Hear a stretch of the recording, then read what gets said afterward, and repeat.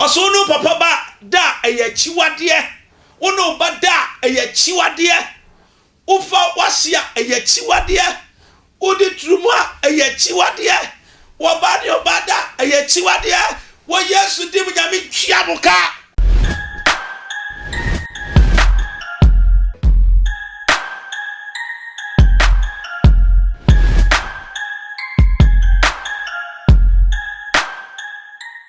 medase orofo medin ade odifo kwasentwi ni dia mebacho eye queen ene boba chidom queen e boba chidom dia menti no bika nyame ka so onyankopon do di hin wo Ghana ministers ni MPs ni na mo be petumi a mo hwe nyame mo nya wie pa na mo ntoma akobọ mo nsam toma no na atom ni kwasiasam nko a asofo ya nsori nka no kora nkyere mo a mokoso agimi o hwe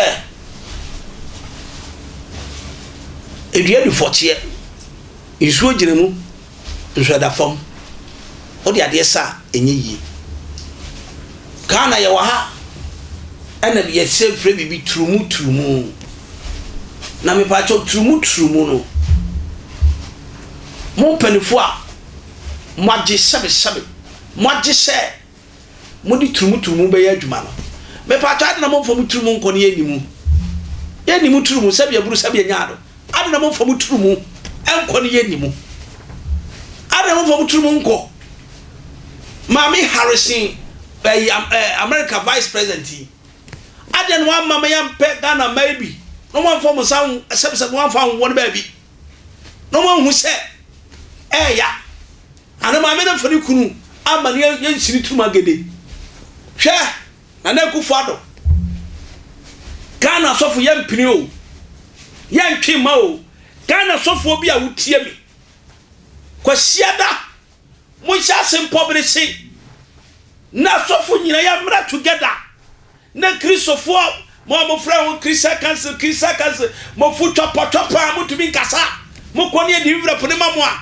na mo agye abadi nyame hu mo bo nyame twia boka kwasia samse mo ti Ghana papa e frɛ ne professor Mate o wenfa anyansafo mo wa he nyama fu se ene se mbakasa corruption asofo mo furu nti kwasia de se mo tumi meka ho asam se mo nyi trumu na na kufado papa mani abre papa oluma wadi umfie me pachao utina brochire na abadi president of Ghana meji trumu na mfa no me emfa ma ufie se papa efa wonsa so na trumu ba Ghana wonyame no me mpa ufie da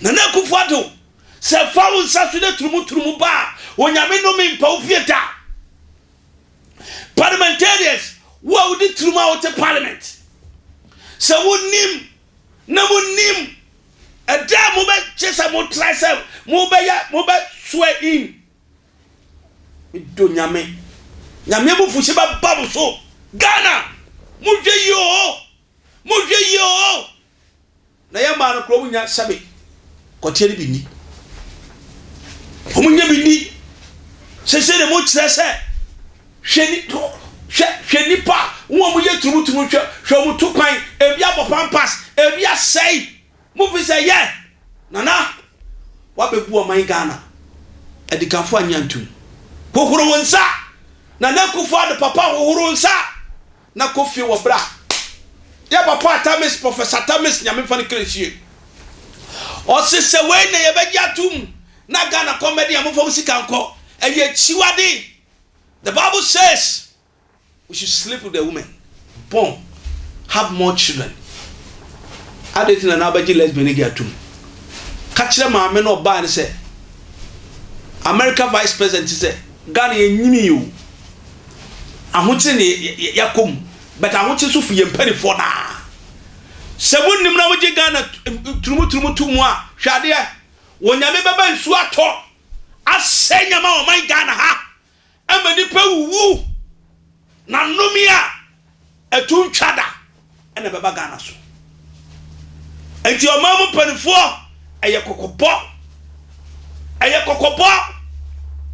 Nana Akufo-Addo mesre papa aye kokopo what do present na udi jaga na ye turumu enu mi beni Ghana for bisawa na de wada why say ayi latte brofo what the brofo to twa ho who first one is bound to happen what's that second one is bound to happen say crowd dey who bisa kwan e fa so negotiating no say America for ma usika papa for sika ko na se wunnim na mode mo ye se mo trasem do ko second so abroche ne yeti ne se wako school wi osan ko suase ne betima ye oba ye betima ye obema obetima di turumu kwase sam say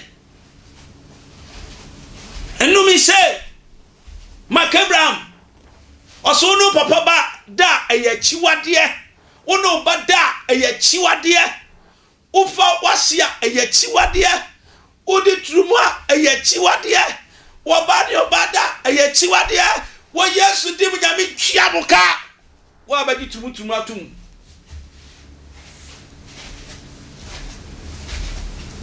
na nyini se na nadia tu olumai udi abra obi ba chiwade turumu a wa ya ru olumai nana udi abra se turumu koji tuma mi do nyame mo hia ho ma say a lawyers wom a doctors wom mo si enim tu na mo ba hospital say na mo si mo ba hospital say na mo si asof mo sori o top papa poko nyina this the time ko president ko say ti wade anya cathedral mata Pentecost ska ana mo sabodi ko ba cathedral nyame hom mo Pentecost asofo nyame hom mo is that time say mo ko am ka ta pan say ti wade obo man tie nyame ntie de nyintu makama no atum cathedral na papa opoko nyina de achi ayi ne ponkujo ena odi achi koba what say turumu ba wote aye de ko parliament ye ba no ya pass be ankaba bodede my Christopher nyina pa ponten ye nya sore ye nante ya kodubri aso ya ko kacho ma pani say so won hwe no gitumu a ana parliament gituma ye de ebe sin ye ba madua ne akyerem ye kuntuo mo ya fom turumu star bia bi ye ba fom turumu star bia bi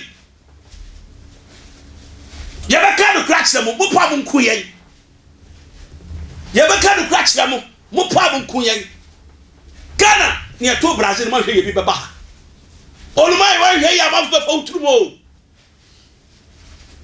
onyamene montra enu na prophet Oduro akase sankwa siade wi so yebe kunukura yinkuru mo hwe prophet Oduro video. I want the president of Ghana and the government of Ghana to know that nothing can be imposed on this nation, especially when gatekeepers like the church exist. We should have a position. Even the Speaker of Parliament has a position. Why can't the leader of the nation has a position and say that this is what our law says? We frown on this. Even dogs, even dogs. I'm not talking about agreement. Whether you believe it or not, God will judge homosexual. This version says no man is to have sexual relations with another man. God hates that. Another version says don't have sex with a man as one does with a woman. This is aberrant. You are there. This nation will come and speak to this same God. God bless our homeland, God. In your way, dear Papa Oduro, where dear I know this and for number blast. Where do I do? Where do I dear? Yan cannot correct this. The man, he can stand and speak the truth. May God add your ears. May you continue speaking the truth. And I am behind you, solid you. Me are solid behind you. Ya man kwasi asemu. Penifo amoma bo brebe wi aman sika akronfo te semu. Moto ti trumu atum. Na me twia muka akronfo te semu. Ya mana ya mokro na ma ne ade adwumaden na tete wo no. Omumadi omturu wo. Hospital hina mo ba masie.